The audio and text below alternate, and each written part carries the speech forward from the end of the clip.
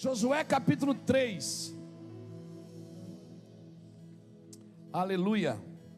Diz assim o texto: levantou-se, pois, Josué de madrugada, e tendo ele e todos os filhos de Israel partido de Sitim, vieram até o Jordão e pousaram ali antes que passassem. Sucedeu ao fim de 3 dias que os oficiais passaram pelo meio do arraial e ordenaram ao povo, dizendo: quando virdes a arca da aliança do Senhor vosso Deus, e que os levitas e sacerdotes a levam, partireis vós também do vosso lugar e a seguirei. Contudo, haja uma distância de cerca de 2.000 côvados entre vós e ela. Não vos chegueis a ela, para que conheçais o caminho pela qual haveis de ir, visto por tal caminho nunca passaste antes. Disse Josué ao povo: santificai-vos, porque amanhã o Senhor fará maravilhas no meio de vós. É fantástico esse texto. Obrigado, Jesus, pela tua palavra. Irmãos, nós estamos vivendo em dias de tanta confusão, né? De tanta incerteza. Ninguém sabe mais quem está certo. E por isso nós ficamos ligados em Cristo. Como igreja, nós temos um cenário para promover, que é o cenário da Bíblia. E nenhum outro cenário, muitas vezes, favorece esse cenário da Bíblia. Ontem nós tivemos o café de pastores aqui, a gente falou muito sobre uma mente sadia, né? O lugar que você passa mais tempo na sua vida é na sua cabeça, por isso você tem que ter uma cabeça boa. Você passa o dia inteiro pensando, o dia inteiro calculando, o dia inteiro meditando, e você passa muito tempo dentro da sua cabeça. E se você não dominar a sua mente, alguém vai dominar ela. Algo ou alguém sempre vai dominar você. Então, alguém me perguntou esses dias: pastor, define um homem feliz para mim. Eu disse: olha, um homem feliz para mim hoje, nos dias de hoje, é o homem que a velocidade da mente supera a velocidade da língua. Ou seja, um homem que não precisa falar muito para ter autoridade. Nós já falamos muito de autoridade aqui. Autoridade vem de autor, não vem de posições. Tem pessoas que acham que autoridade vem de posição, por isso que corre atrás de posição para ter autoridade. A autoridade não vem por causa da posição, é a posição que Deus dá por causa da autoridade. Tem gente que tem posição, mas não tem autoridade, porque a autoridade vem de autor. Quem dá autoridade é o autor. Amém? E talvez em outras épocas, a gente já viveu na igreja, eu estou servindo no ministério há 27 anos, e sempre se falou muito da presença de Deus, né? Eu não sei se os irmãos pensam assim, mas teve uma época que era tanta inocência, e eu vou falar uma coisa para você: eu tenho um pouco de saudade da inocência, porque a inocência às vezes ela nos protegia. Tem uma ignorância que nos protege, que às vezes é melhor a gente não saber do que a gente saber e não dar uma resposta para aquilo que a gente sabe. Então, quando alguém dizia para a gente: eu vi um anjo, a gente acreditava, não é? Mas daí depois que passou tanta gente a ver anjo, parece que a gente não acredita mais. A gente tem dificuldade de viver o sobrenatural. Por quê? Porque a gente vive preso em uma rotina, e a rotina, ela não contribui para uma vida no sobrenatural. Porque uma vida sobrenatural, ela precisa acreditar em coisas que ninguém acredita. Ela precisa ter fé em coisas que não são comuns. O problema é esse, é quando a sua fé se torna comum. Quando a fé, ela se torna muito comum, ou então ela se torna muito questionadora. Ou seja, Alguém tem que me explicar para me crer, senão eu não acredito. Deus tem que fazer um milagre e tem que se explicar, porque senão eu não acredito que foi Ele que fez. É como se Deus tivesse que prestar conta de tudo que Ele está fazendo. Nós vivemos uma geração que valoriza mais a aparência do que a presença de Deus. E eu vou te falar uma coisa, pode ser coisa da minha cabeça, eu espero que não seja, mas quem valoriza muito a aparência é porque já não vive mais na presença, irmão. Tem que ter sempre uma coisa bonita para mostrar, uma vitória para aquecer os seus sentimentos. Dificilmente se fala de derrota. A gente tem sempre uma medalha para mostrar para alguém, mas tem dificuldade de mostrar as cicatrizes. Quando o que cura a próxima geração não é as nossas medalhas, é as nossas cicatrizes. O precursor, ele sempre sofre mais do que o outro, você já viu? Por que o precursor sofre mais? Porque ele sofre para que a geração que vem atrás não precise sofrer. O precursor, irmão, ele sempre vai sofrer mais, porque ele puxa a fila. Não é verdade? Ele puxa a fila. Eu sou da época que ser crente não podia ter televisão em casa, né? Então a primeira televisão que apareceu na casa de um crente, irmão, deu BO, deu reunião de convenção. Por quê? Porque a televisão era a caixa do diabo. E o primeiro celular, então, é um aparelho do diabo, e a gente costuma dar tudo para o diabo. Irmão, Caim não tinha smartphone e ele matou seu irmão. Porque o problema não está nas coisas, está nas pessoas. A gente achando que o pecado estava nas coisas, começou a se desfazer de tudo. Eu não sei quanto a você, mas quem aqui já botou o ursinho de pelúcia no fogo? Botou, que eu sei, pode levantar a mão aí. Quem aqui já queimou o Mickey? Quem aqui já queimou a Minnie? O Bob Esponja, coitado. O Fofão. Foi alguém na minha casa e disse: esse bicho tem demônio. Eu digo: não é, irmã. Ele não tem demônio, ele é só feio. Se todo feio tivesse demônio, nós estávamos perdidos, meu filho. E ela diz: não, eu vejo, olha que bicho feio, tem demônio. Eu digo: irmã, não tem demônio. Ele é só feio. Tem um monte de feio que eu conheço que não tem demônio, é só feio. Diga para o irmão que está falando: você não tem demônio, fica tranquilo. Você não tem demônio, meu irmão. Você só é feio. Glória a Deus.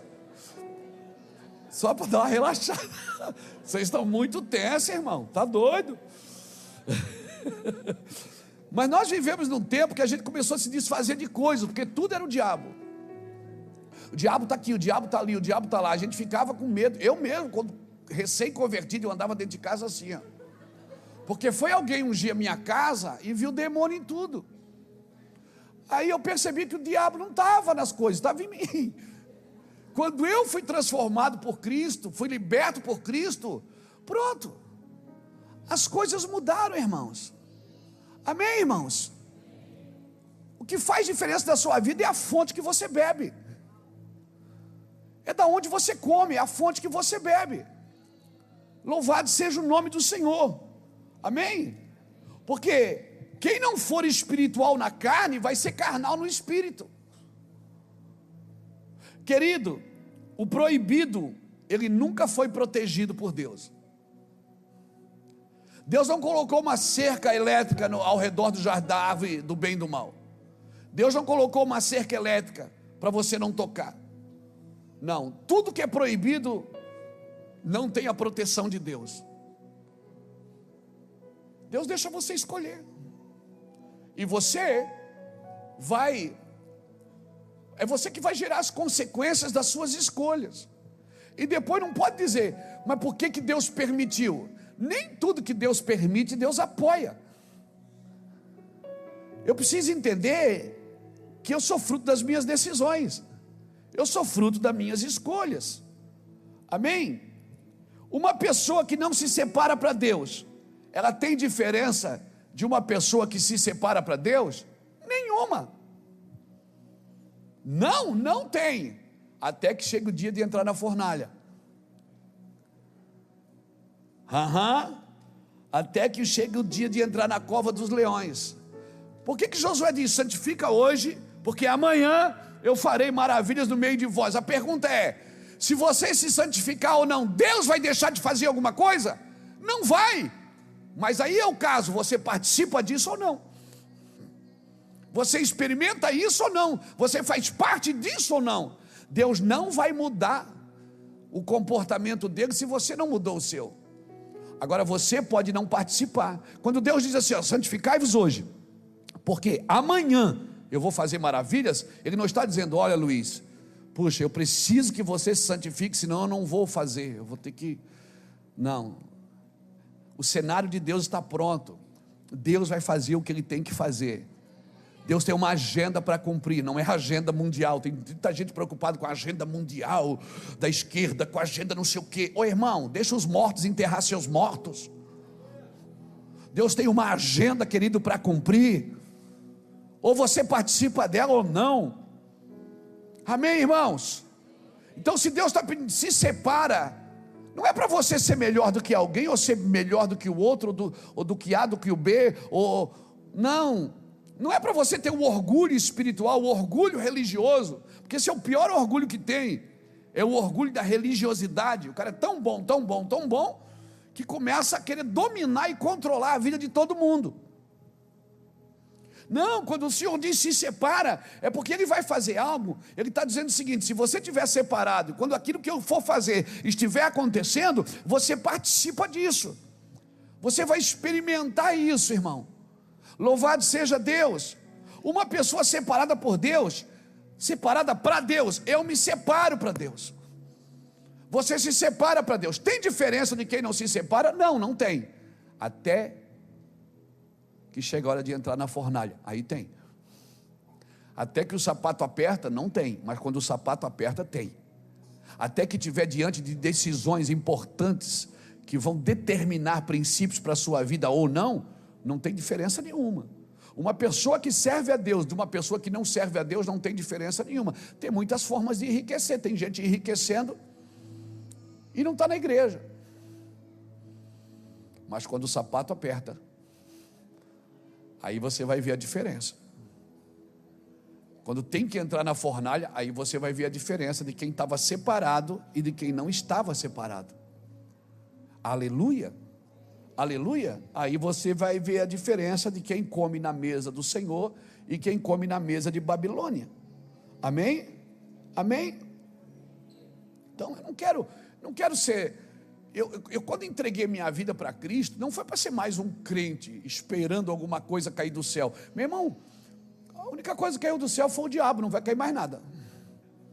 Eu tenho que trabalhar, eu tenho que me virar, eu tenho que plantar para colher, eu tenho que dar bom testemunho, eu tenho que ter um bom comportamento, eu tenho que ser, ok, eu sou marido, eu sou pai, não sou só pastor, eu sou marido, eu sou pai, eu sou amigo, o cara também fica no trânsito, perturbando a gente, na rua, não é? Você se incomoda no trânsito? Isso é normal, meu filho, fica tranquilo, não é? Você não dá aquele cara que anda na esquerda quando ele deveria andar na direita? Não tem? O cara está na esquerda ali na sua frente, aí você olha para ele, para a direita, irmão.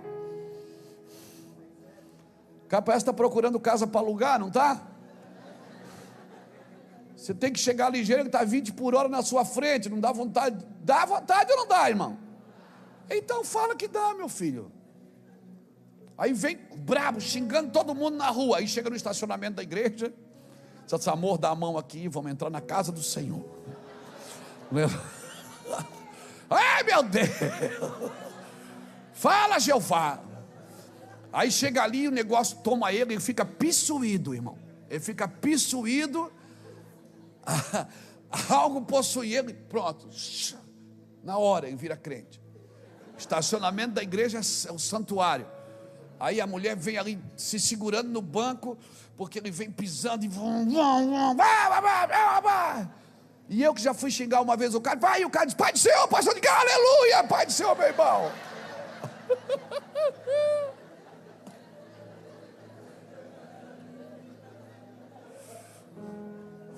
Uma vez foi, eu estava indo, o cara estava me, eu disse: cara, que cara cara xarope, cara.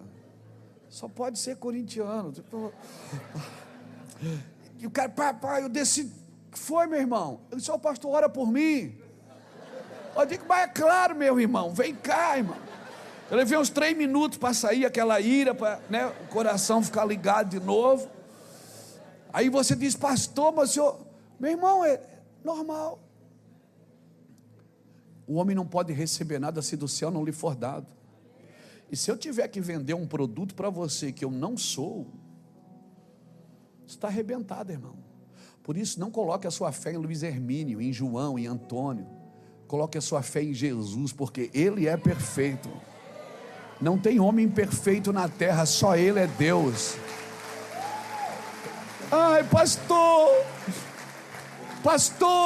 eu me frustrei com a minha igreja, me frustrei com o meu pastor. Sabe por que você se frustrou? Porque você deu para ele o lugar que era de Jesus. Se você der o lugar de Jesus, só para Jesus, você não se frustra com ninguém, você não se machuca com ninguém. Pessoas têm problemas, pessoas são falhas, pessoas têm dias difíceis. Agora você decide, você quer ter um dia difícil ou uma vida difícil? Porque o dia termina daqui a pouco. Você vai dormir, amanhã é outro dia, a vida continua. Então resolve hoje, para tudo, meu irmão. Resolve hoje. Mas o que isso tem a ver com a mensagem que o senhor está pregando? Sei lá o que tem a ver, eu estou falando porque eu estou sentindo de falar, aleluia. Mas o que tem a ver? Sei lá o que tem a ver, eu estou tentando descobrir aqui o que o senhor está falando aqui. Uma coisa eu sei, que você, somos bases para aquelas crianças que saíram antes de começar essa reunião. Eu e você, pais, mães, avós, nós somos bases para aquelas crianças que estão lá, aprendendo com o pastor Jaime, com a pastora Débora, com a equipe que está lá. Nós somos base e nós podemos acelerar o processo na vida deles, tanto para bênção como para maldição. O que Moisés levou 40 anos para fazer, Josué fez em 3 dias. 3 dias foi o tempo que eles ficaram ali. Eles chegaram no Jordão e pararam.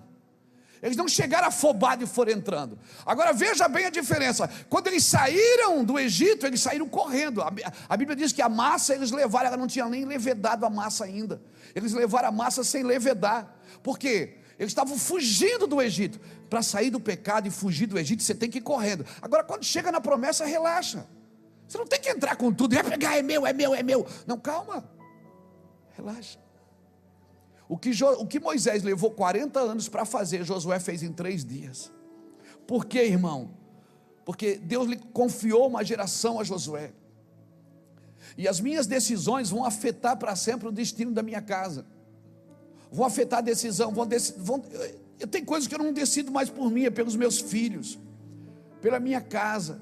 Por quê? Porque vai afetar, meu irmão. Não pensa, não há neutralidade nas suas ações. Não há neutralidade em nenhuma ação da sua vida. Todas as ações da sua vida, elas vão gerar ou recompensas ou maldições. Como assim, pastor? Deus é Deus geracional, meu amigo. Por isso que Deus converterá o coração dos pais aos filhos e dos filhos aos pais. Então tem decisões que eu tomo hoje, que você tem que tomar, já pensando na geração que está no seu ventre, na geração dos seus filhos e netos. Como assim, pastor? Meus filhos e netos que se lascam, eu quero ser feliz. Não, querido.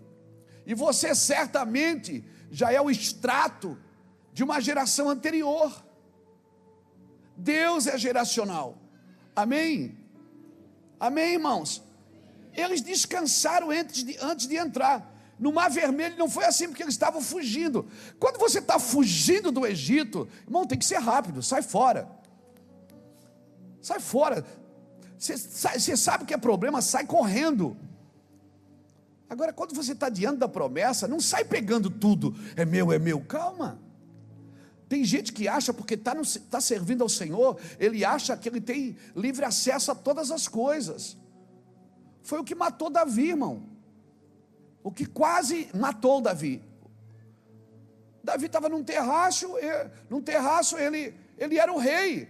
E de repente ele assiste uma mulher tomando banho. E certamente ele não viu aquela mulher tomando banho, não foi num dia só.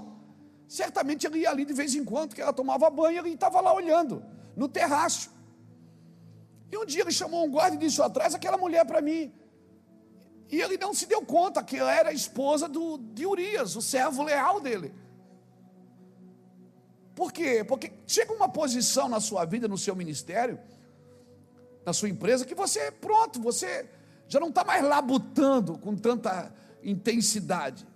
Essa palavra que o Israel falou aqui é muito forte. Não perca a intensidade, não perca a paixão por Cristo, porque senão você vai negociando coisas no caminho, irmãos. Amém? Você não pode negociar coisas no caminho. É a história de Noé. Lembra de Noé? Um dia Deus fala com Noé em Hebreus capítulo 11, versículo 7. A Bíblia diz que Noé foi instruído divinamente para fazer uma arca. E não foi uma obra de uma semana, foi de 120 anos. Noé era garotão, tinha 600 anos quando Deus falou com ele. Aquele menino, 600 anos. Deus falou com ele e disse: Noé, constrói um barco. Ele nunca tinha visto um. Constrói porque vai chover. Ele nunca tinha visto chuva, porque nunca tinha chovido na terra. A terra era regada pelo orvalho. Você escuta uma palavra do céu divina para fazer uma coisa que você nunca fez, que não existe, para se livrar de uma coisa que você nunca viu. E ele obedeceu. E todos os dias de manhã ele pegava suas ferramentas, certamente feitas de pedra, e entrava a floresta dentro para derrubar uma árvore. Quem sabe ele derrubava uma árvore por dia e foi amontoando árvore atrás da sua casa. Irmão, tem crente que Deus fala com ele, se levar um mês para acontecer, ele já muda de igreja ou já vai atrás de um profeta para profetizar para ele de novo. Porque a nossa dificuldade é esperar o que Deus disse. Porque nós vivemos na geração do fast food. Nós vivemos na geração do selfie, irmão. Nós vivemos na geração, eu boto um vídeo aqui de manhã, quando chega de noite já tem 100 mil visualizações. Nós vivemos na geração, da emergência. E a Bíblia não mudou, a Bíblia diz: esperei com paciência no Senhor. Os princípios da Bíblia não mudam porque mudam as eras. Os princípios de Deus não mudam porque as eras mudaram. As eras podem mudar, já tivemos o tempo que podia ver TV e não podia. O tempo da calça comprida e da bermuda. Já vivemos o tempo do terno e da tatuagem. Não importa, irmãos, as eras mudam, mas os princípios de Deus são imutáveis. E se Ele diz para você esperar, você tem que esperar. Aleluia. Você não pode criar falsas linhas de chegada, porque isso vai criando ilusões nas suas vitórias. Você acha que venceu, mas não venceu. É uma falsa linha de chegada que você criou, e você não venceu. Ainda não acabou. Aí você diz: pastor, mas eu já tenho 70 anos, 60 e tantos anos, não tem nenhuma casa para morar, mas a vida ainda não acabou. Não se apavore, não se desespere. E nós vamos criando falsas linhas de chegada para criar vitórias que não são verdadeiras. Isso é fake, irmãos. E a nossa história passa a ser irreal. E quando alguém olha para a gente e não vê uma história real, por quê? Porque é uma história mentirosa, de uma falsa linha que eu criei para impressionar pessoas, de um homem que eu não sou, de uma vida que eu não vivo. E nós temos facilidade de criar falsas linhas de chegadas, cenários mentirosos que não estamos vivendo. Temos dificuldade, cumprimentamos as pessoas e dissemos: a paz do Senhor, e ela diz: oi, a paz. E quando não está em paz, quando está com dificuldade, temos dificuldade de falar das nossas mazelas, só temos medalhas para mostrar. Eu vim aqui nessa noite com um objetivo: descansa nas promessas. Você já está vendo, porque eles pararam, eles viram, do outro lado, era só atravessar o Jordão, Canaã está ali, ó. Eles podiam: chegamos, 40 anos esperando, vamos entrar. Não, esperaram mais 3 dias. Relaxaram, descansaram antes de entrar. Fica tranquilo, você já está aqui. Fica tranquilo, eu vou repetir, você já está aqui. Essa vida vai mudar. Você crê que esse casamento vai melhorar, essa vida vai mudar, essa empresa, você crê? Então não te apavora. Não crie lugares que não é seu, não é para você. Quando eu falo isso, irmãos, eu penso em muitas coisas que eu fiz, que eu sou sanguíneo hemorrágico pingando. Pensa num cara. A primeira vez que me convidaram para pregar numa igreja, eu nem dormi aquela noite. A primeira vez que eu fui fazer um programa de rádio, eu fiquei 3 dias sem dormir.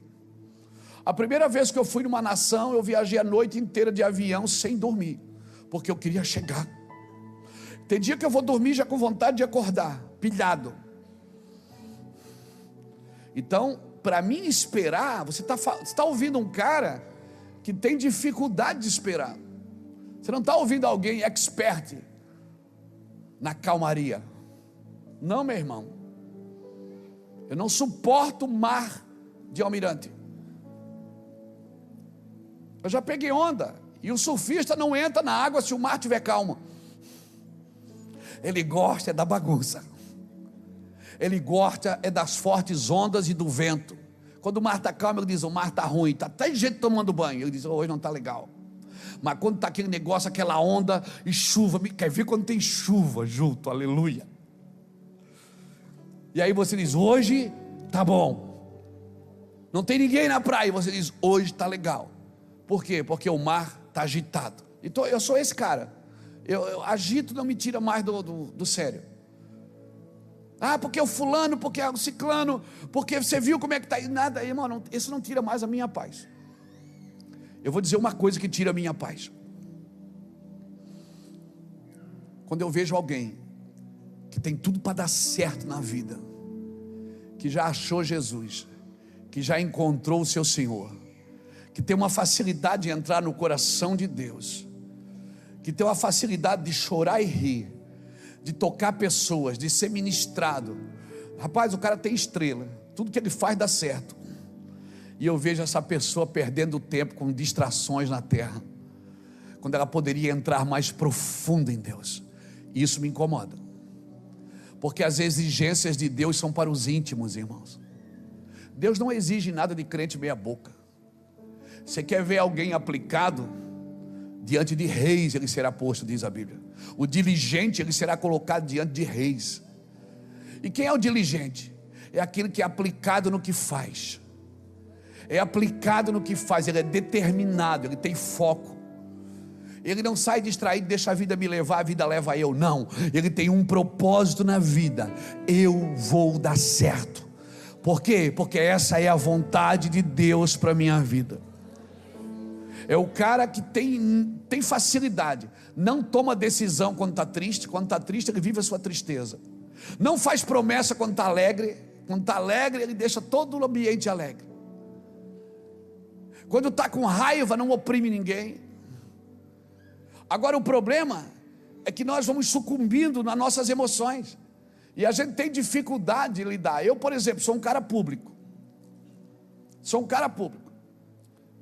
que passeio com o cachorro na rua, que passeio no shopping, que estou em grandes conferências, que estou em aeroportos, que estou em restaurantes. Então eu sempre me preocupei com cuidado, né? A postura, cara de crente.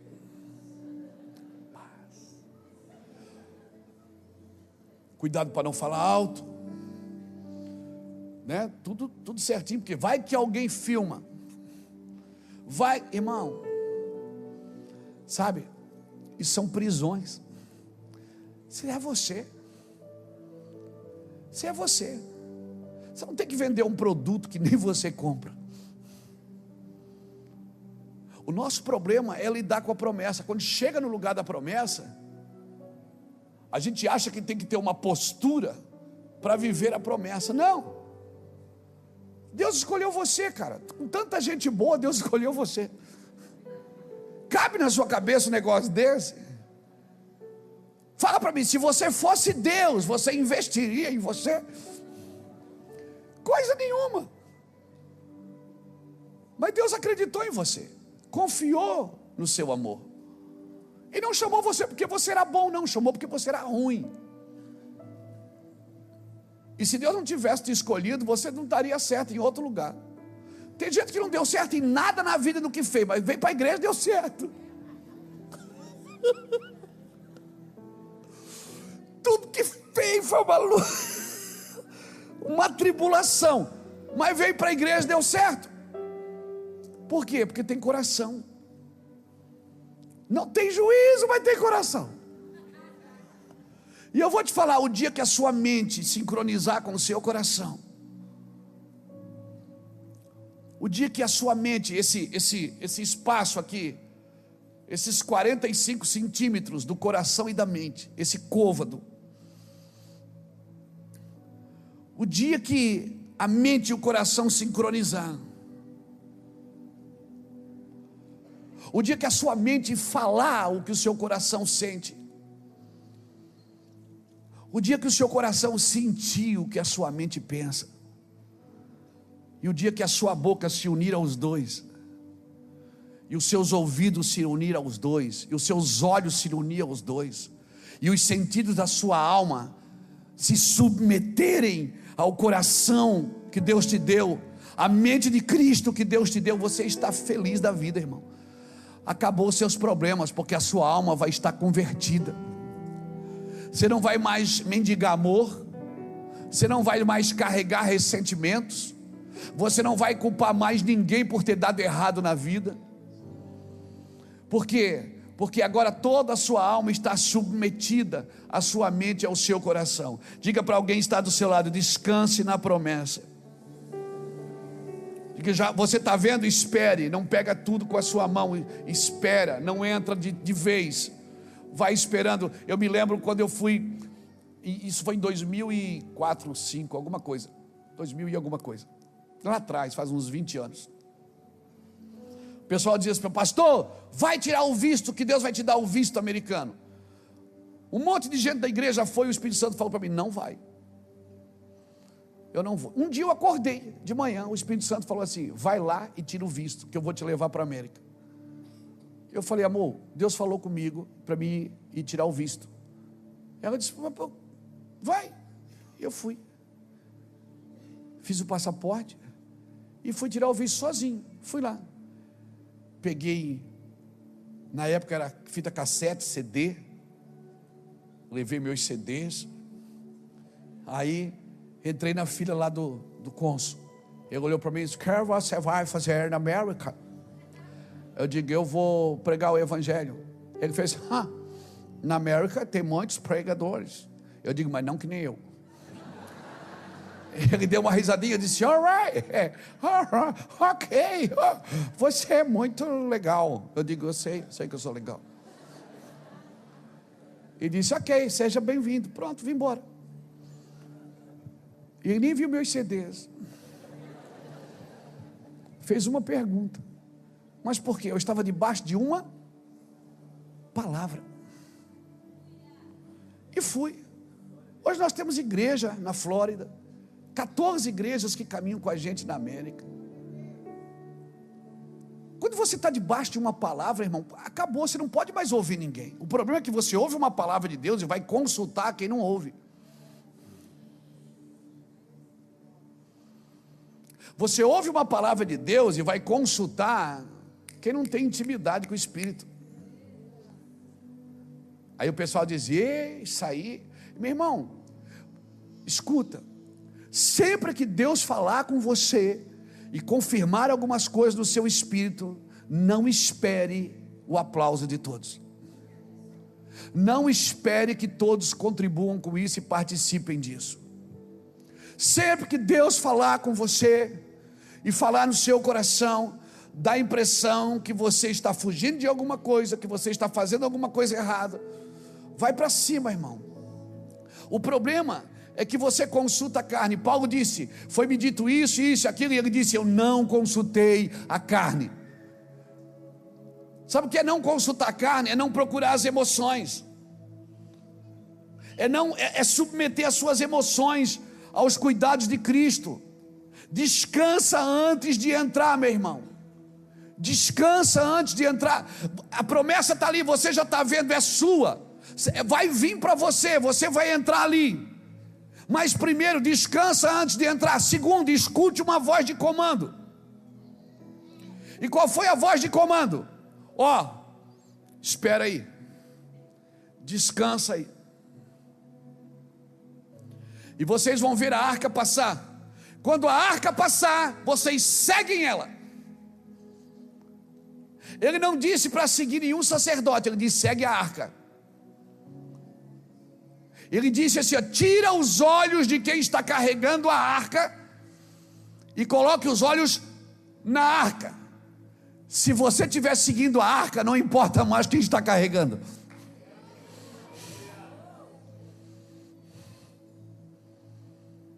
Como assim, pastor? Meu filho, Ana pegou um menino santo e levou para casa de gente incrédula e endemoniada para criar o menino para ela. Samuel foi criado na casa de Eli, e Eli não estava em nenhuma condição de ser sacerdote. Mas a Bíblia diz que todos os meses Ana levava uma túnica nova e cobria seu filho lá naquela casa. Aleluia, aleluia, aleluia. Meu filho está lá no CT jogando futebol no São Paulo. Alguém me disse: olha, toma cuidado, né? Porque jogador vai todo mês, 15 dias, eu vou lá levar uma túnica nova para cobrir ele. Não importa onde os filhos estejam, se eles estão cobertos pelo sangue de Cristo, não importa. Minha filha está em Portugal há 7 anos. Meu Deus, em Portugal. E como é que faz? E o dinheiro dá. E a vida como que é? E a escola. E a prosperidade. E está passando o tempo. Ei, siga a arca. Siga a arca. E não importa mais quem está carregando ela. Tire os olhos de quem carrega a arca. E fite os seus olhos na arca. Quando ela passar, segue ela, vai atrás dela, vai atrás da presença de Deus. Vai atrás da presença de Deus. Aleluia. Eu vou dizer uma coisa para você. Eu já ouvi muitas coisas boas de gente ruim. E sabe o que eu fiz? Eu peguei as coisas boas que eles falaram e levei para dentro de um quarto. E fui buscar aquilo. Siga a arca. Você está procurando um lugar abençoado para morar, para congregar, para trabalhar, e Deus não mandou você procurar um lugar abençoado. Deus disse: se tu uma bênção, seja uma bênção no lugar que Deus te plantou. Se precisar sair, saia. Se precisar mudar, mude. Isso também pode acontecer. Mas só saia se você tiver uma palavra, se você tiver uma voz de comando. Descansa antes de entrar, escute a voz de comando, tome uma atitude de seguir a arca. Agora veja bem que coisa interessante aqui, porque o povo que seguiu Moisés na travessia do Mar Vermelho seguia um homem que carregava um cajado. O cajado um homem pode carregar, mas a arca não. A arca precisava de pelo menos 4 a 6 sacerdotes para carregá-la. O que eu aprendo aqui? Que esses dias o que vamos viver não é seguir um homem com um cajado. É um segmento coletivo, irmãos.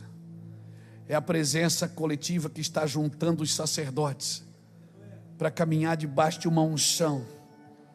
E outra coisa, no Mar Vermelho, Moisés levantou o cajado e tocou na água.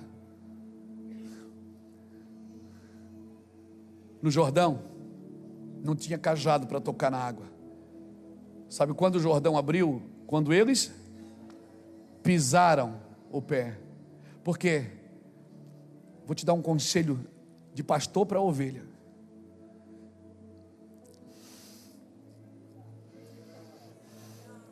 Quem vai abrir os obstáculos nesses dias não é um homem com o seu ministério, é um homem com a sua vida. Por isso não adianta ter um ministério poderoso e uma vida bandida. Não adianta ter um ministério poderoso, não adianta ter uma igreja cheia, quando a sua vida não condiz com aquilo que você ensina. Você pode ensinar muito bem aquilo que você vive muito mal. Você está entendendo o que eu estou dizendo? Hoje não são dias de seguir pessoas que estão influenciando as outras com o que fazem, porque você pode fazer uma coisa e viver outra. Hoje você anda com pessoas que estão abrindo obstáculos, abrindo caminho com a sua vida.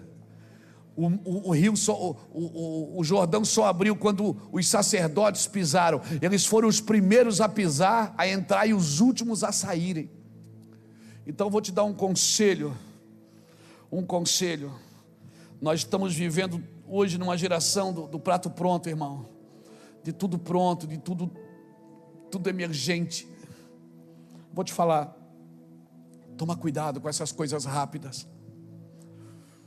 Deus ainda vive num processo com as pessoas. Primeiro a erva, depois a espiga e por último o grão cheio na espiga. Deus ainda desfruta do processo. Por isso que Adão já nasceu grande, mas Jesus não. Jesus foi um embrião, foi um feto, foi um bebê, foi um adolescente, foi um jovem, até se tornar um homem maduro. Viva os processos de Deus, desfrute cada processo na sua vida, porque um dia você vai ter história para contar. E um ministério, uma vida sem história, irmão. E quando você estiver contando a sua história, não tenha vergonha de falar das suas derrotas. Não tenha vergonha de mostrar onde você errou, onde você pecou, onde você decidiu errado. Não tenha vergonha. Deus não vai te condenar, te julgar por isso. Use aonde você errou para salvar vidas.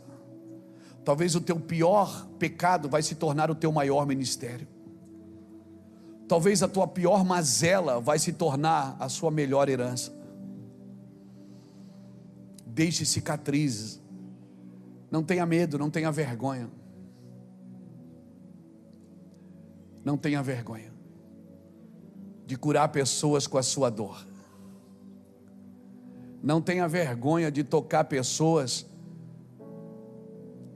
onde você não foi tocado, onde você não foi. Não tenha vergonha de dar uma coisa que você não recebeu. Igreja, irmãos, o homem não pode receber nada se do céu não lhe for dado.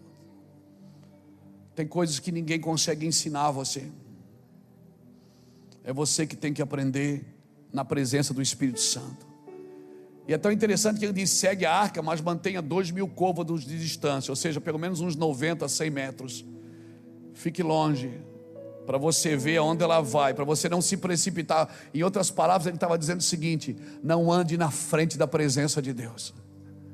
Mantenha distância dela, para você ver para onde ela está indo, e vai para lá. E talvez o lugar que ela está indo não seja o lugar que você esperava que ela fosse. E o Senhor está dizendo: vai para lá. Segue isso. Não ande na presença de Deus num trocadilho, numa palavra populacho nossa aqui. Não põe os bois na frente dos carros, os carros na frente dos bois. Espera. Deixa Deus te conduzir. Deixa aquilo ficar claro para você. E quando fica claro, viva isso. Quando eles saíram do Egito, irmãos, eles não eram organizados. Quando eles saíram do Egito, eles saíram, como eu disse antes, que a massa levedasse. Mas agora eles estavam organizados e descansados para assumir aquilo que Deus tinha para eles. Você precisa descansar antes de entrar no lugar que Deus tem para você. Não chega ali doente, não chega ali cansado, porque senão você não vai dar o valor devido no lugar que Deus preparou para você. Não chega ali cansado. Não chega ali afobado, em outras palavras. Quando eles saíram do Egito, eles tiveram que sair correndo. Eles estavam fugindo de um ambiente. Agora não. Porque Josué deixou bem claro, ele disse: o caminho que vocês vão passar agora, vocês nunca passaram antes. Tem lugares que Deus está conduzindo a sua igreja que ela nunca andou. Por isso ela precisa dar uma distância da arca. Ela precisa dar uma distância da presença de Deus, para ver para onde isso vai dar. Às vezes nós organizamos tanto, deixamos tanto organizado, que Deus não consegue se mover dentro das nossas organizações. E nós chamamos isso ainda de obra de Deus. Se organize, irmãos. Se eu pudesse dar um conselho para você de pai hoje, eu diria assim: ó, se organize, se prepare, faça contas, anote. Eu sempre ensinei meus filhos a não gastar mais do que ganham. Para alguns deu certo, para alguns não. Não gastem mais do que ganham. Organizem, estude, se interesse, aprenda, esteja extremamente organizado e ordenado por Deus, mas sempre deixe um espaço no meio, porque se Deus quiser, Ele tira você dali, daquela organização chata, daquela rotina chata, e leva você para algo sobrenatural de repente. É assim que Deus faz. Esteja atento ao de repente de Deus. Não, quer ver você ficar preocupado? É quando começa a mexer. Mexe no bolso, mexe na organização. Você tem tudo organizado. Eu estou falando para você porque eu sou chato assim. Eu preciso me converter nisso. É uma luta. Às vezes eu deixo as coisas correrem como um rio para discipular a minha alma, que é extremamente controlada. Às vezes eu deixo a coisa fluir e fica um monte de gente me cobrando: o pastor não vai fazer nada. O pastor, não vou fazer nada. Por quê? Porque eu não sei o que Deus vai fazer. Eu ainda não tenho clareza. E no que eu não tenho clareza, eu não posso pôr a mão. O único lugar que você não deixa impressão digital é na água. Quando o rio estiver correndo, não põe a sua mão, deixa o rio correr. Ninguém pode parar um rio que está correndo para cima. E sabe, quando Deus começa a mexer na sua família, na sua casa, nos seus negócios, rapaz, é um desconforto terrível, é uma angústia terrível. Você fica: não sei como é que vai ser. Aí Deus diz: yes, mas eu sei como vai ser. Às vezes Deus tem que tirar você do controle para poder te dar um lugar de provisão. Às vezes você tem tudo sob controle e diz: não é do seu jeito, é do meu jeito. Por favor, deixa Deus conduzir a sua vida, querido. Nós estamos vivendo a porta de um avivamento nessa nação, mas nós estamos com a cabeça tão virada para um lugar que nós esquecemos das promessas de Deus para a igreja. Nós estamos com a cabeça tão formatada de uma forma, de uma ideologia, que a gente acha que se não for por ali, meu irmão, Deus não tem a sua equação. A equação de Deus é diferente da sua. Deus diz que o último é que vai ser o primeiro, que o louco é que é o sábio, que o pobre é que é rico, que o fraco é que está forte, que o que chora é que está alegre. Deus é Deus de toda a terra. Ele não precisa que tudo aqui embaixo dê certo para que Ele se mova. Ele se move nos lugares que você nem está esperando isso. Deixa Deus ser Deus. Então se prepare, porque nos próximos dias Deus vai impressionar suas organizações. Deus vai impressionar você. Deus vai impressionar você. Você quer muito uma coisa e você está empurrando com a barriga, empurrando do seu jeito. E Ele diz: não é, João, não é por força nem por violência, é pelo meu Espírito. É pelo meu Espírito. No tempo de Deus as coisas se aceleram. O que você esperou 20 anos para acontecer, vai acontecer em 20 minutos e talvez em 20 segundos. O tempo está passando, você diz: meu Deus, o tempo está passando, não vai dar mais tempo. E Deus diz: esse não é meu tempo, eu vivo em outro tempo. Eu vivo no estado do ser, Luiz, não é no seu tempo. Você quer me levar para o seu tempo, e eu quero te trazer para o meu estado do ser. Eu quero trazer você para a minha realidade, você fica me puxando para a sua. Você já viu a promessa, você sabe, você tem escrito o que vai acontecer. Então, por favor, se comporte como alguém que acredita no que Deus disse, não como alguém que está titubeando, como alguém que está tateando no escuro. Não, nós não estamos tateando no escuro, Nós temos uma palavra, passa o céu e passa a terra, mas aquele que pratica a minha palavra não passará. E nós temos outra palavra que diz: as portas do inferno não prevalecerão contra a igreja de Cristo. 1000 cairão do seu lado, 10.000 à sua direita, mas você não vai ser atingido. Somente com os seus olhos verás e contemplarás o livramento do Senhor. Oh meu Deus, alguém está me entendendo aqui? Aleluia, aleluia, glória a Jesus. Não se comporte como alguém que está tateando no escuro. Acredite, sorria, se alegre aí, macho. Se alegre no Senhor. Amém. O que vai acontecer coletivamente. Vai ser algo sobrenatural. Você lembra daquele cego de nascença de João capítulo 9? Lembra quando levaram ele no templo? E aí eles perguntaram: como é que você está enxergando? Ele disse: eu não sei, foi um homem que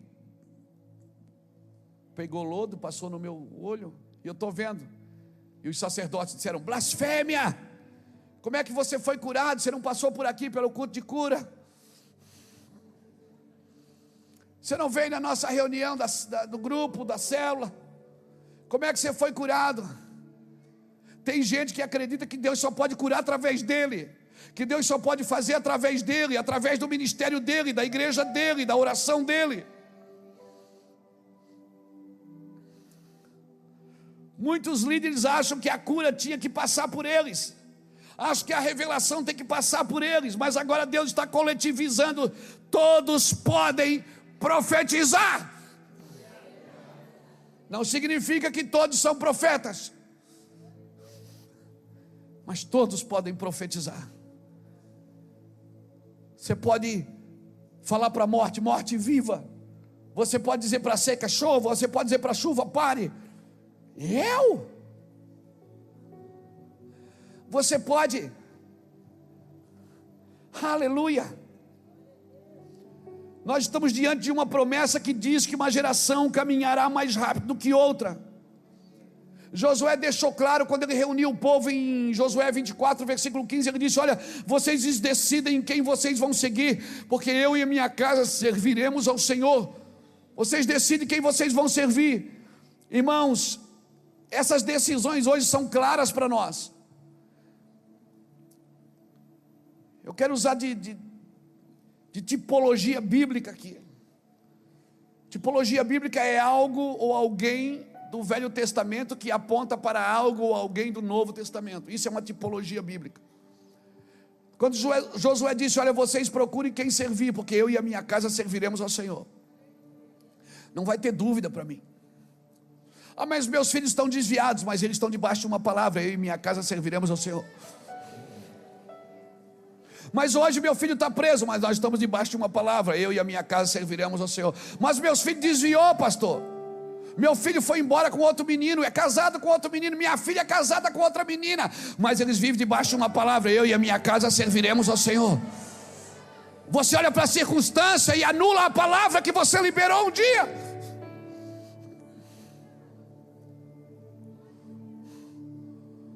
Você olha para a circunstância e anula toda a palavra. Não, irmãos, eu tenho uma palavra para minha casa e é sobre ela que eu vou viver. E as circunstâncias, elas comungando ou não com a palavra que foi dita, eu vou acreditar. Eu vou acreditar. Tudo que começa na sua vida vai começar com base na sua casa, e deve avançar as paredes para fora, sim. Não tem nada mais apostólico. Se fala muito do apostólico, do profético, mas não tem nada mais apostólico e profético do que a sua família. Não tem nada mais sobrenatural do que a sua família, do que a sua casa. Isso é paternidade. E paternidade estabelecida não é ter um pai. Talvez você foi criado sem pai, sem mãe. Paternidade é você continuar o que Deus disse. Por isso que Jesus dizia: eu vim fazer a vontade do meu Pai, não foi a minha. E eles diziam: mostra o Pai. Jesus não podia mostrar o Pai. Ele disse: então quem vê a mim vê o Pai, porque nós estamos fazendo a mesma obra, estamos acreditando na mesma coisa e vamos viver pela mesma coisa. Jesus algumas vezes chamou os discípulos de filhos. Os discípulos algumas vezes chamaram Jesus de pai. Não, mas ele disse: quando eu subir, eu não vos deixarei órfãos. Ele disse: eu vou enviar o Espírito Santo, e o Espírito Santo vai cuidar de vocês como um pai cuida de um filho, e ele vai transferir tudo que é do pai para vocês. Paternidade é isso, é construir sobre uma base correta. A base correta é o pai.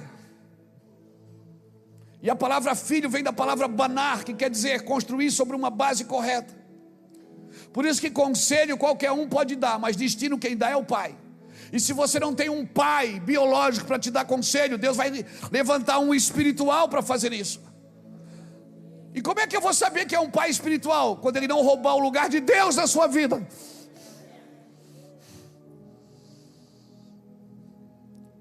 Quando você olhar para ele ou para ela, porque paternidade não tem a ver só com a figura do homem, tem a ver com a figura da mulher também. Porque quando Deus fala de provisão, ele usa a figura do homem. Ele diz: pode um pai dar um escorpião para um filho que pede um peixe, ou dar uma cobra? Vós que sois maus, sabem das boas coisas aos vossos filhos, imagine os vossos pais, o vosso pai que está no céu. Mas quando ele fala de afeto, de carinho, ele usa a figura da mãe. Ele diz: pode uma mãe abandonar o seu filho que amamenta? Eu, porém, o Senhor, não te deixarei. Ele está dizendo: eu te amamento. Porque Deus não está preso a uma figura masculina ou feminina. Por isso que paternidade tem a ver com você, sendo homem ou sendo mulher.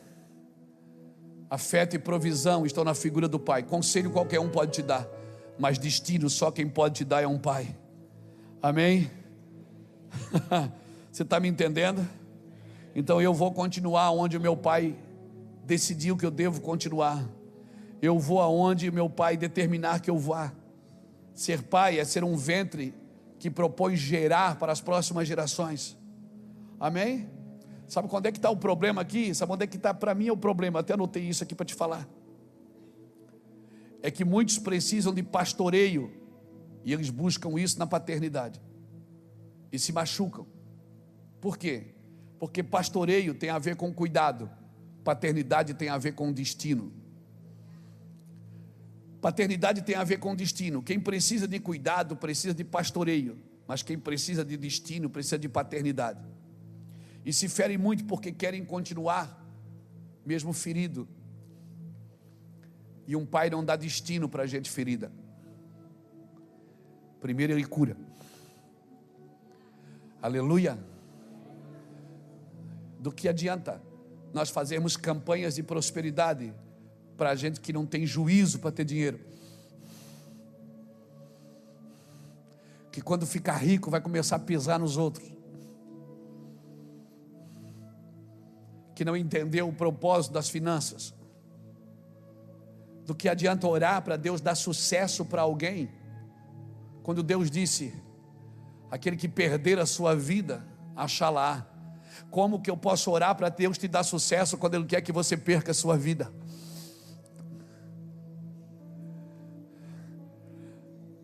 Deus quer me prosperar, pastor? Não, Ele quer te matar. Para quê? Para que a vida de Cristo nasça em você.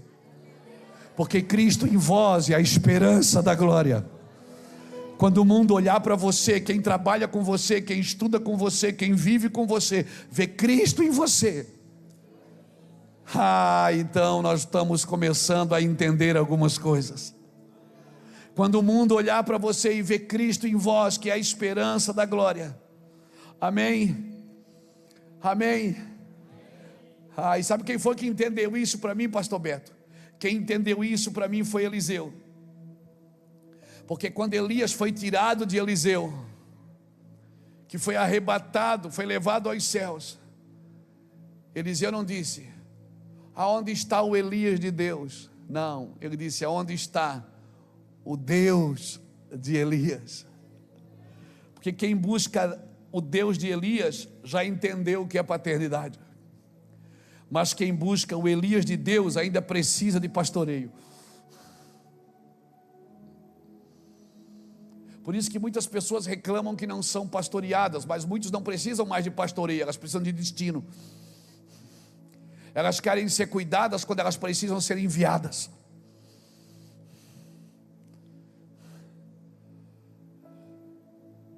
Porque não se cuida de marmanjo, irmão, se cuida de criança. E tem gente que vai embora da igreja. Sabe que tem gente que vai embora da igreja porque a igreja cresce? Porque tem saudade da igreja pequenininha, onde ele era a exclusividade. Tem gente que não precisa de cuidado, precisa de envio, precisa de ativação, de destino. Tem uma carga dentro dele, uma carga genética que Deus deu a ele. E ele não cresce, ele não desenvolve, tudo que está dentro dele e perto dele também não cresce. Por quê? Porque ele quer ser cuidado, quer ser pastoreado. Ele quer que alguém fique lambendo as suas feridas junto com ele. Não, irmão, arranca a casca e põe metiolate aí. E arde, e chora. Mas sai desse lugar. Em nome do Senhor Jesus Cristo. Quer saber de uma coisa? Deus não tem pena de você. Por quê? Porque foi Ele que te criou e Ele sabe o que Ele colocou aí dentro. Deus não tem pena de você. Não adianta fazer carinha de choro não, viu? Se vai chorar, chore por causa da unção. Se vai chorar, chore por causa da glória. Se vai chorar, chore por causa do favor de Deus. Amém? Amém? Mas Deus não tem pena de você não. Ele sabe o que Ele criou. Ele criou você a sua imagem, a sua semelhança. Ele criou você para ser parecido com Ele, para ter o caráter dEle, para ter a unção dEle, para ter o amor dEle. Por isso Ele não tem pena de você. Enquanto você está ali fazendo campanha para se livrar do orgulho, para se livrar do rancor, Deus está dizendo: levanta daí. Tem crente, irmão, que tem um anjo atrás dele, e o anjo está dizendo assim: Deus, deixa eu chutar esse crente, deixa eu dar um pedala Robinho, onde é que eu fui agora? Deixa eu dar um pedala nele, para ver se ele acorda, para ver se ele sai desse lugar de tadinho, de coitadinho. Ó vida, ó céus, ó dor. Lembra do Lip e do Howley? Quem lembra? Quem mais velho aqui lembra? Lembra do leão acordava de manhã? Vamos vencer, vamos destruir, vamos. E a hiena ia atrás, Lip. Se livra de gente, irmão, que só desanima você. Se livra de gente que você chega cheio de sonho e diz: não dá certo. Isso aí tem que cuidar. Sai de perto de gente desanimada, que chama a depressão de minha depressão, que chama a doença de minha diabetes, a minha hepatite, a minha, não é sua. Se livre disso. Como? Dizendo: não te aceito aqui. Mas se ela tiver amanhã, diga amanhã não de novo, e depois da manhã de novo. E se eu morrer com isso, você morre negando que é sua.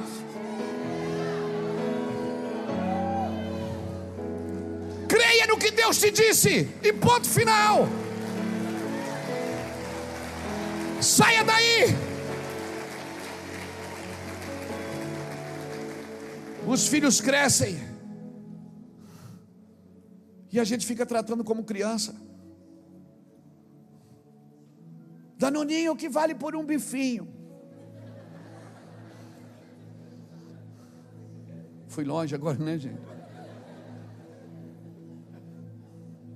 Aí eu vou mais longe ainda. Quem é mais velho aqui vai entender. Fui no domingo no parque, imitei um pica-pau e ganhei o Montreal. Lembra disso? Quem lembra? Ô meu filho, menino. E Deus está dizendo: aonde você pisar a planta dos teus pés, eu te darei por herança.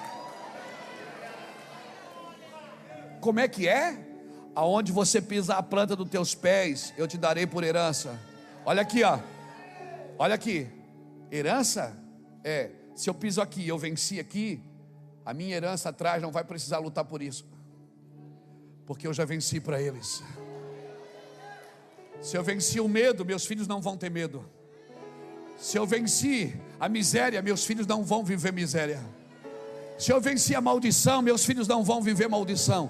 O meu trabalho de pastor é tirar você daí e dizer: pisa aí, porque teu filho vai vencer nesse lugar. Ele vai herdar o lugar que você conquistou para ele. O meu trabalho é tirar a gente do lugar que elas estão, irmãos. Esse é o meu trabalho. Por onde eu passo, onde eu vejo miséria, eu quero tirar as pessoas dali. Onde eu vejo dor, eu quero tirar as pessoas dali. Onde eu vejo pecado, eu quero tirar as pessoas dali. Por quê? Para que seus filhos vivam a herança dos seus pais.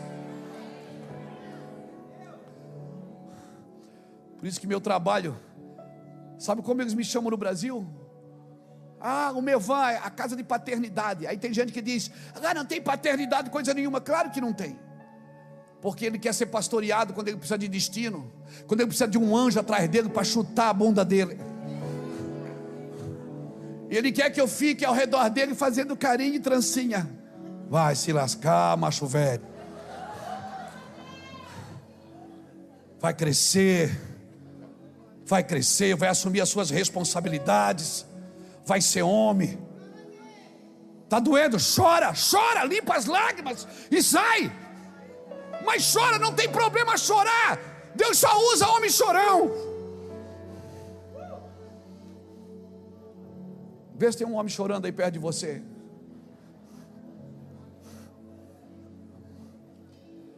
Mas quando eu vim para a igreja, sabe o que é que me ensinaram? Não pode mostrar suas fraquezas, porque se ninguém mais acredita na sua palavra. Não. E por isso a igreja virou no que virou. Porque ninguém tem coragem de mostrar mazela, mostrar dor, mostrar defeito. Nós temos o protótipo, o arquétipo de um homem perfeito, de uma mulher perfeita. Não, irmãos, não tem ninguém perfeito aqui não. Só tem uma forma de ser perfeito: anda na minha e ser perfeito, porque a presença dele cobre toda a sua imperfeição. E quando você anda na presença dele, quem olha para você não vê você, vê ele. Está pegando isso no seu espírito, irmãos? Está pegando isso no seu espírito, querido? Não é por força nem por violência. Onde tu pisar a planta dos teus pés, eu te darei por herança. Coisas que você viveu, seus filhos não vão precisar viver. E fique esperto, porque o diabo vai querer pegar eles. Fique esperto. E não adianta você fazer, dar castigo, pendurar no pau de arara. Não adianta. Não adianta. O que você precisa fazer é derrubar os demônios que querem tocar seus filhos. Escute. Saul tinha um gigante para derrubar. Davi se ofereceu para derrubar. O que é que ele prometeu para Davi? Eu te dou a minha filha. Tem muita gente que está entregando os filhos para pessoas derrubarem gigantes, que quem tem que derrubar são eles. Derrube os gigantes da sua casa e você vai ver seus filhos vão viver herança. Conserte as coisas com Deus, e você vai ver seu filho vai entrar, sim, vai na rua asfaltada, ele vai andar. Onde tu pisar a planta dos teus pés, eu te darei por herança. Eu vou te entregar a herança. Você vai vencer. Você vai vencer o medo. Eu me lembro quando eu era menino, irmão. Eu e o Ulisses dormiam no mesmo quarto. E o Ulisses sempre foi mais corajoso que eu. Eu tinha medo, que o banheiro era fora da casa. Eu tinha medo de sair para ir no banheiro sozinho. Eu acordava ele para ir comigo. Eu tinha medo do escuro. Eu era menino. Eu tinha medo, eu tinha pavor de ficar sozinho. Eu tinha pavor do abandono. Quando eu encontrei Jesus, irmãos, acabou o medo. Essa herança de medo os meus filhos não têm mais. Essa herança de miséria meus filhos não vão ter mais. Essa herança de abandono os meus filhos não vão ter. Você está me entendendo que todo gigante que você derruba hoje, e o lugar que você pisa, você toma, os seus filhos vêm e vão conquistar esses lugares. Esses lugares é da sua geração.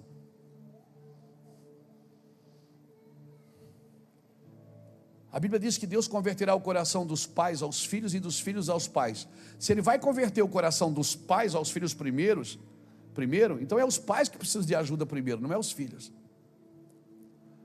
Às vezes os filhos são um extrato de coisas que nós não vencemos ainda, de orgulhos que nós não derrubamos, de humildades que nós não estamos vivendo, de coisas que nós ainda não estamos experimentando. Aí tem uma janela aberta para pegar nossos filhos. Mas fecha essa janela aí, irmão. Quando você vê a arca, vai atrás dela. Seus filhos vão achar você. Vai atrás da arca, irmão. Se você é um empresário, faz as coisas certas, meu irmão. Faz a coisa certa. Para ganhar dinheiro, tem um jeito certo. Faz a coisa certa, Deus vai te honrar. Mas todo mundo faz, mas você não é todo mundo. Você é um filho de Deus. Mãe, eu nunca saí para pregar. Eu nunca cobrei para pregar em lugar nenhum. Eu tenho um monte de amigos que fazem assim. Mas por que você não cobra, Luiz? Porque não.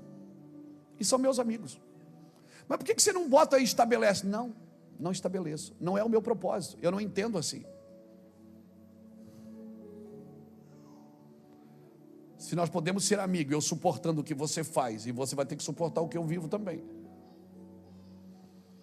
Podemos ser amigos assim? Podemos. Então vamos continuar. Sabe, se você é um pastor, um empresário, um profissional liberal, tem um jeito certo de fazer as coisas, irmãos. E esse lugar você está deixando para os seus filhos.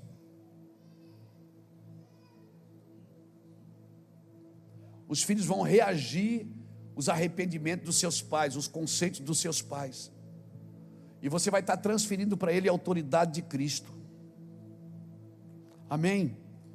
Então, por favor, para terminar, mantenha a sua identidade bem longe da sua função. Às vezes as pessoas me chamam aqui e dizem assim: ô pastor, como é que eu te chamo? Eu te chamo de apóstolo, eu te chamo de pastor, eu te chamo de Luiz Hermínio. Me chama de Luiz Hermínio. Por quê? Porque o meu nome é Luiz Hermínio. A minha identidade não está no que eu faço, está em quem eu sou. Você está me entendendo? A sua identidade não pode estar firmada no que você faz, porque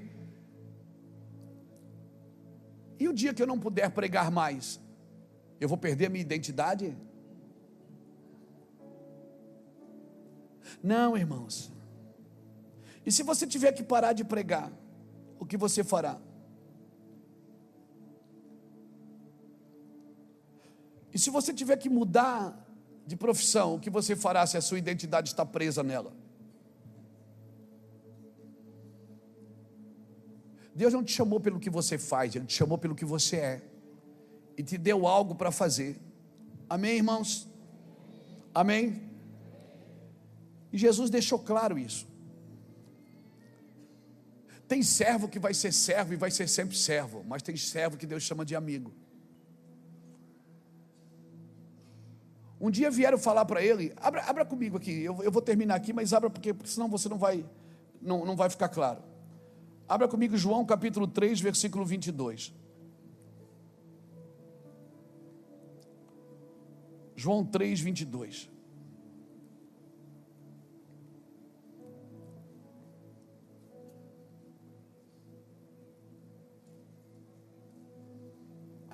Diz assim: depois disto foi Jesus e seus discípulos para a terra da Judeia, ali permaneceu com eles e batizava.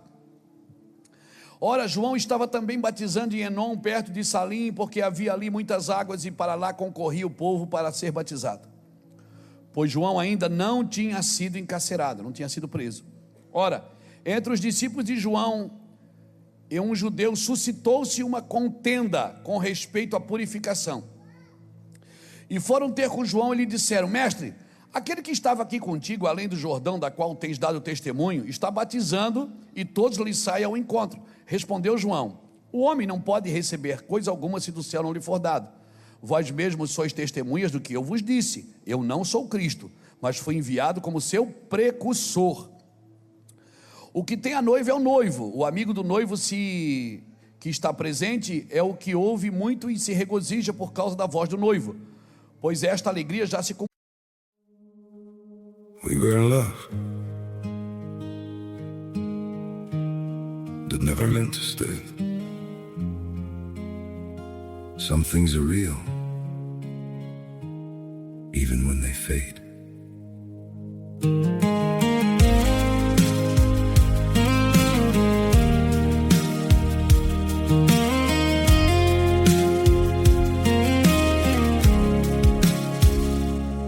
I used to think if we kept holding on, we could bend the truth somehow.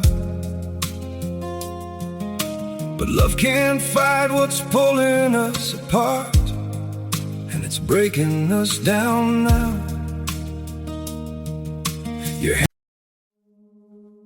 We were in love that never meant to stay.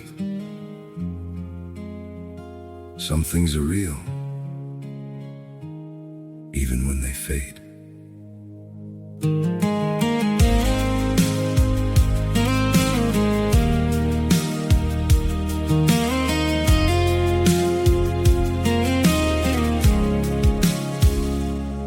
I used to think if we kept holding on, we could bend the truth somehow. But love can't fight what's pulling us apart, and it's breaking us down now.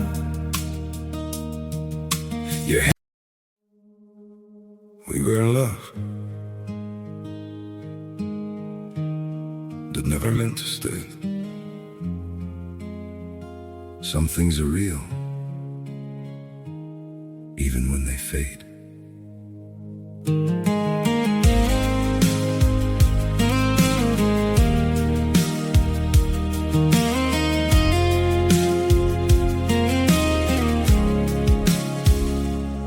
I used to think if we kept holding on, we could bend the truth somehow. But love can't fight what's pulling us apart, and it's breaking us down now.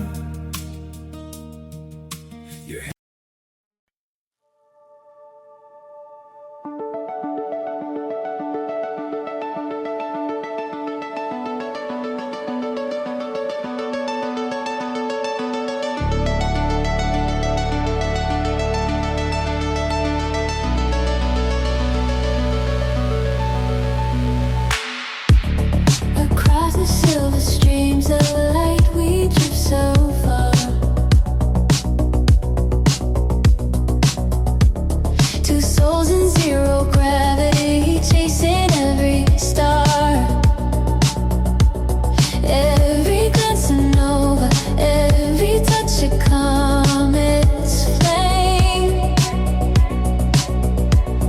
orbiting each other, yeah, the universe feels tame. Planets spin in silence, galaxies collide, but your heartbeat is the gravity I cannot hide. Galactic hearts collide, riding meteor tides. In your orbit, I'm weightless with nothing left to hide. Starlight in our eyes, time itself divides. Yet through cosmic oceans, I'm forever by your side.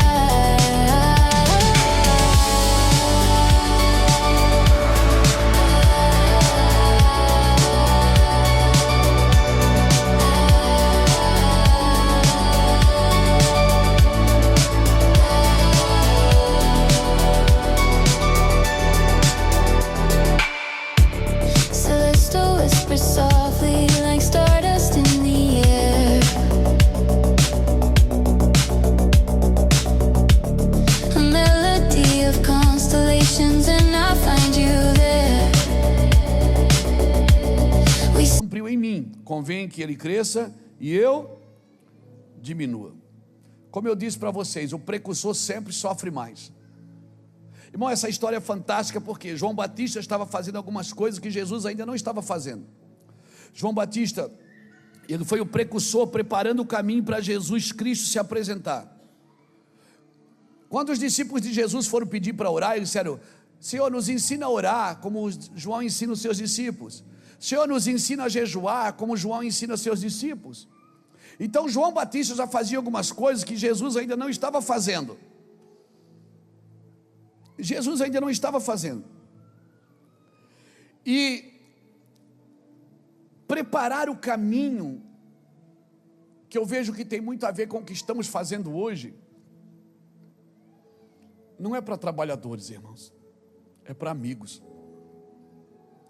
Pregar, ensinar, ministrar, eu não preciso ser amigo de Cristo. Agora, se eu trabalho pregando, ensinando, ministrando, preparando um caminho para que ele volte, aí eu preciso ser amigo de Cristo. Eu preciso ser amigo de Cristo. Eu não posso atrapalhar a sua volta. Pastor, que tipo de relação nós precisamos ter com o Senhor? Não é de serviço, irmão, é uma relação pessoal. Ou seja, eu estou disposto a morrer por isso. Qual é a diferença de um trabalhador de Cristo e um amigo de Cristo? É que o trabalhador de Cristo, ele é motivado por uma recompensa. O amigo de Cristo, não. Ele é motivado pelo amor de Cristo. Se eu vou trabalhar para preparar a volta de Cristo, Beto, eu não posso só ser um serviçal na casa. Eu preciso ser um amigo de Cristo, irmãos. Eu não posso só ser um pseudo-crente evangélico. Eu preciso ser amigo. Os preparadores de caminho não podem ser motivados por recompensa. Nós somos amigos que servimos, não servos que perdemos a amizade no caminho. Nós somos amigos que servimos, irmãos.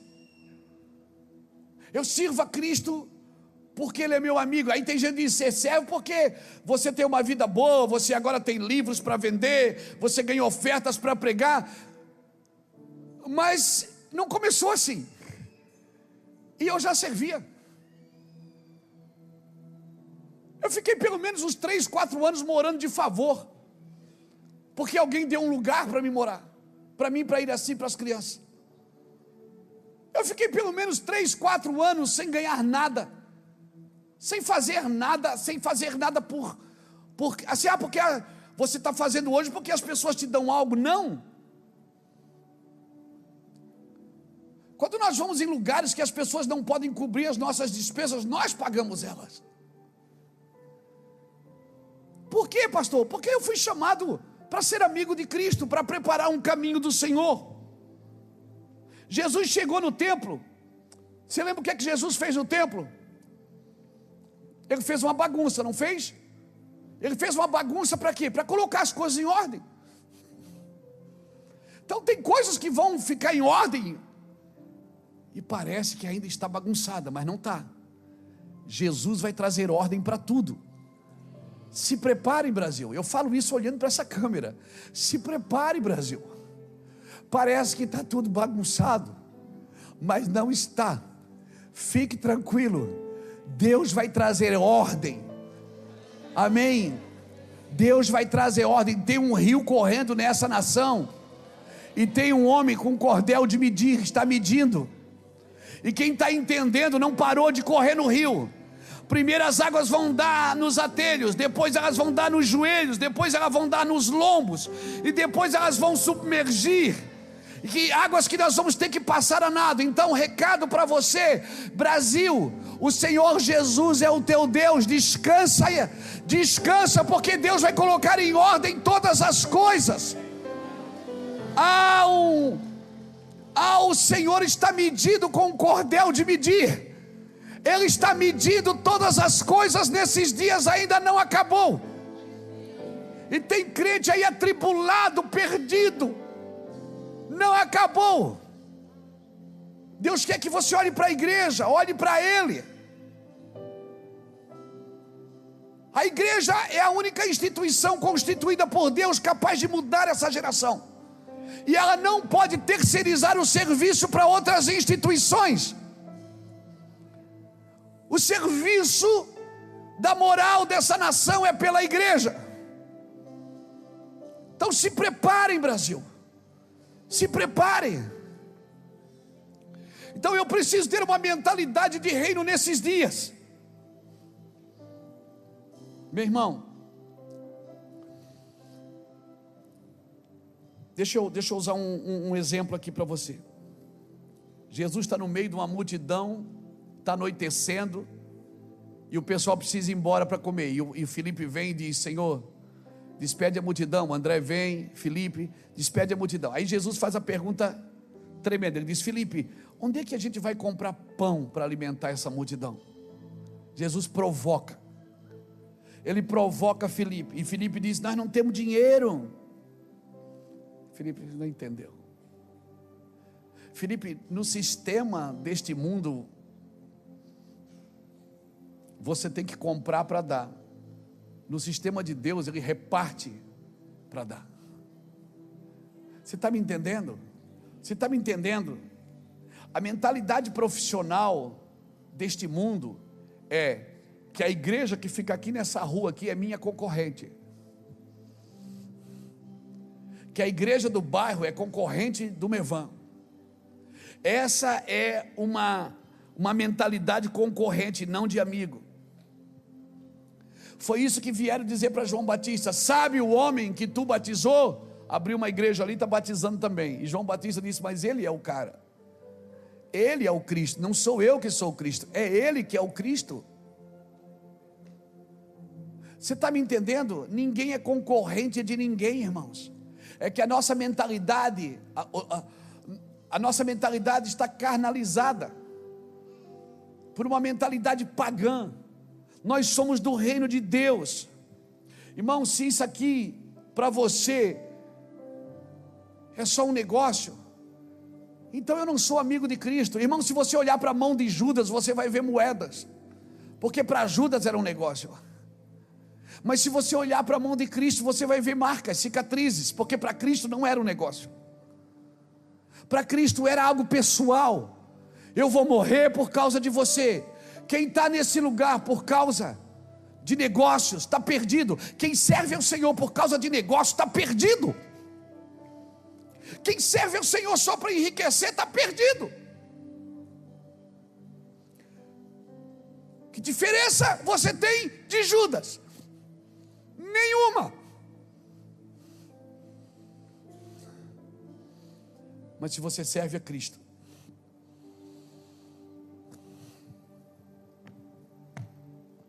porque é algo pessoal, é algo que mexe com você, é algo que mexe com o seu brilho.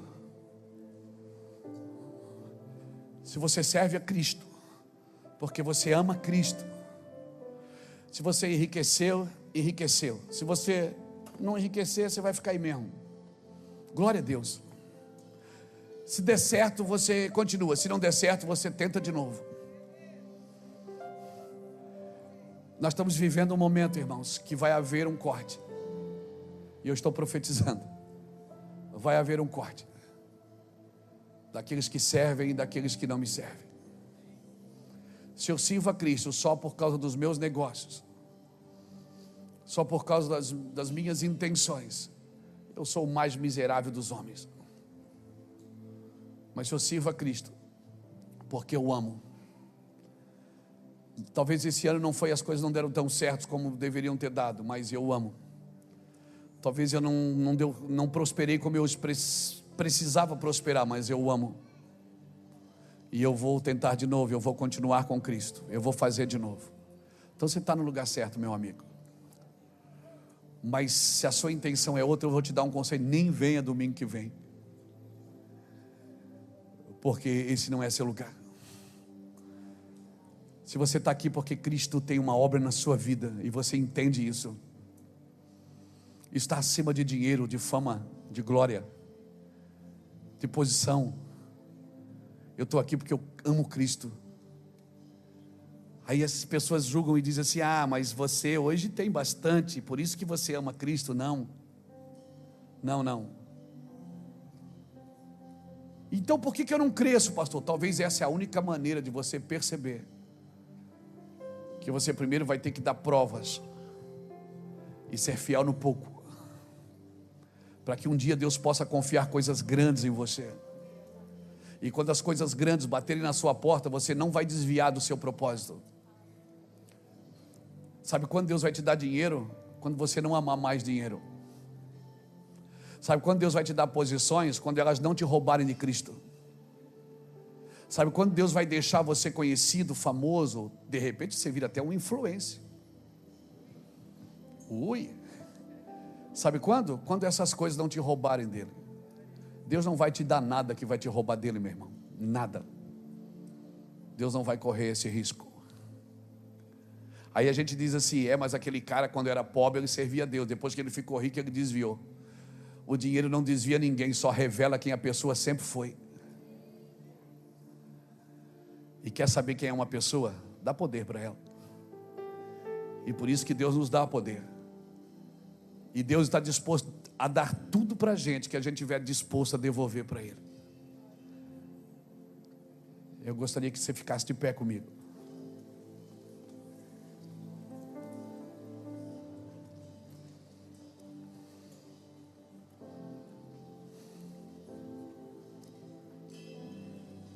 Acho que eu falei demais hoje.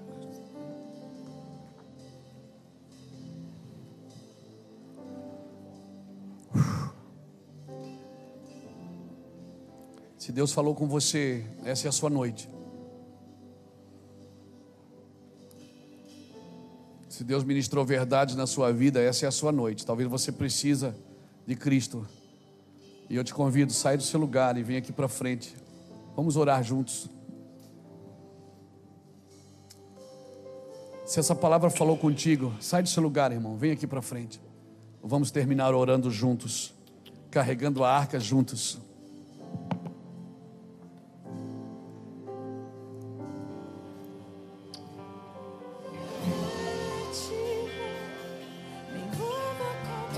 Aleluia, glória a Deus. Descansa seu coração, irmãos. Sabe que a Bíblia diz que os mansos herdarão a terra. A terra não é de quem briga por ela. A terra é dos mansos, de quem vive em paz. Amém? Vive em paz. Nós sabemos o bem que precisamos fazer. A gente sabe, esse é o pior talvez, é porque a gente sabe. Quando Abel e Caim se apresentaram com as suas ofertas diante do Senhor, a Bíblia diz que Deus rejeitou Caim e a sua oferta. Só que Deus não rejeitou e rejeitou. Deus foi e falou para Caim: por que você está com o semblante caído? Deus estava dizendo o seguinte: se você fizer certo, você não vai ser aceito. Deus estava dizendo o seguinte: Caim, por que você não faz de novo? Por que você não tenta fazer a coisa certa agora? Irmão, Deus não tem problema com o pecado Deus perdoa. O problema de Deus é com o engano. Se é que Ele tem problema, se Ele não tem, eu criei um para Ele agora. O problema é o engano.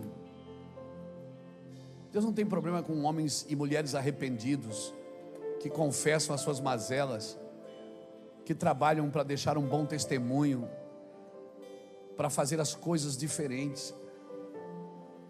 Nós vivemos num mundo que parece que o que era para ser comum ficou diferente, e o que era tão diferente ficou comum. Eu abracei alguém no aeroporto esses dias, uma senhora, abracei ela. Ela disse: ai, diz assim, o senhor é diferente. Eu digo: diferente? Como assim? Ela disse: o senhor abraça, o senhor é o pastor que abraça. Eu digo: não, eu sou o normal. Diferente é quem não faz isso. Então tem muitas coisas que hoje era para ser diferentes e elas se tornaram normais, e o que era normal ficou diferente. Talvez eu e você precisamos resgatar alguns princípios do Senhor. Se procederes bem, não serás aceito. Alguém me perguntou esses dias: pastor, por que Deus, sabendo que Judas era ladrão, Por que Deus deu a bolsinha do dinheiro para ele cuidar? Deus não sabia que Judas tinha caixa 2? Sabia. Então por que Deus faz isso? E, meu irmão, vou te falar uma coisa. Deus deu a bolsa do dinheiro para Judas cuidar, porque era a única chance de Judas vencer a si mesmo, se arrepender e voltar. Tem coisas que acontecem na vida da gente, que a gente pensa que Deus está nos dando porque está nos abençoando. Não, irmão, a bênção e a ostentação, elas têm a mesma roupa, elas só não têm o mesmo espírito.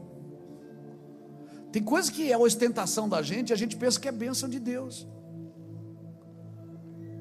Você pode ter tudo na vida, cara. Você pode ter lancha, você pode ter jet ski, você pode ter avião, você pode ter mansão, sem problema nenhum. Deus não tem problema de te dar nada.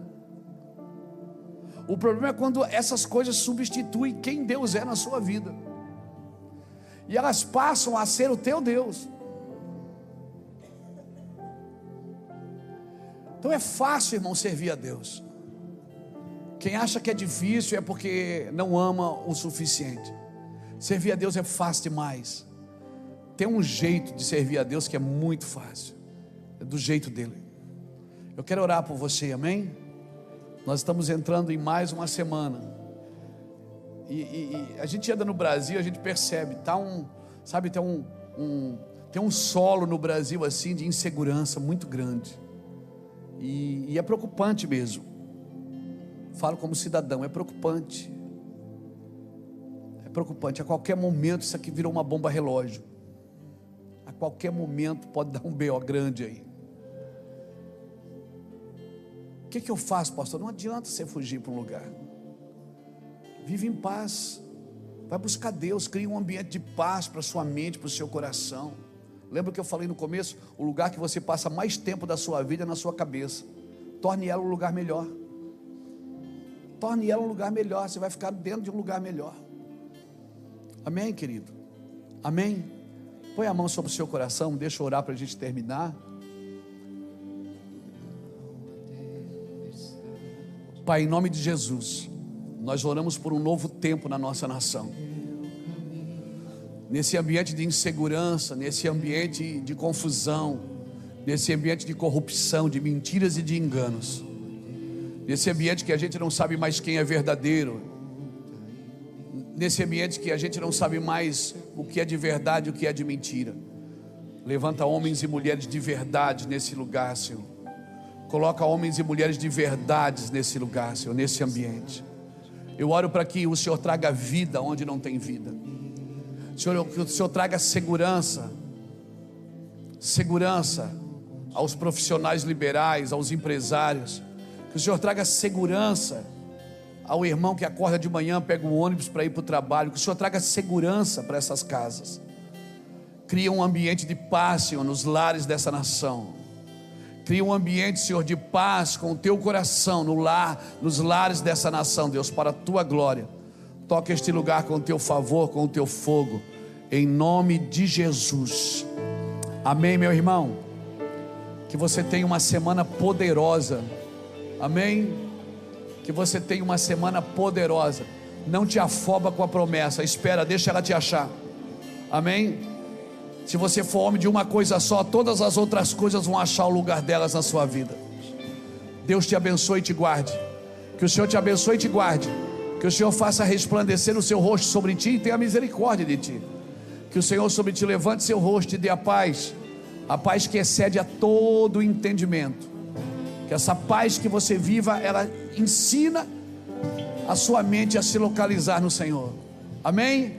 Vai na paz, em nome do Senhor Jesus.